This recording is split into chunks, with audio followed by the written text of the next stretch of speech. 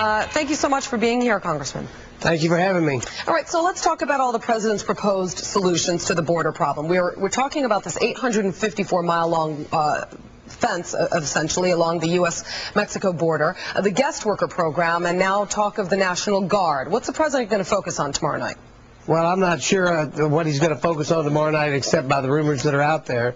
The fence that you just described is going to be, the way I understand it, fencing in the areas where real fencing would accomplish something to slow down the flow, and then out in the country would still be dealing with sensors and cameras and what they call a virtual fence.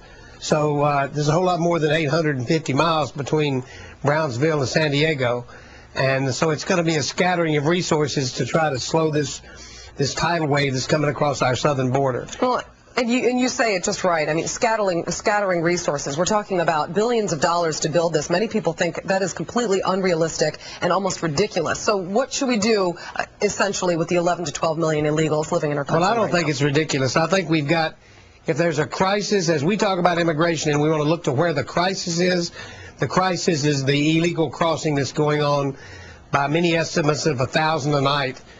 From San Diego to Brownsville. We've got to stop that tide. I mean, that's the first and foremost problem we've got to deal with. And if it takes sending National Guard troops to the border, then I think that's what the president may do. Many may argue that the National Guard should be there to protect people. For example, we've got this flooding crisis going on in New England. The National Guard perhaps could be called into New Hampshire if a dam were to break. In cases like that, are we taking the National Guard away from areas that they're needed most in order for them to be in charge of our borders? Is that their job?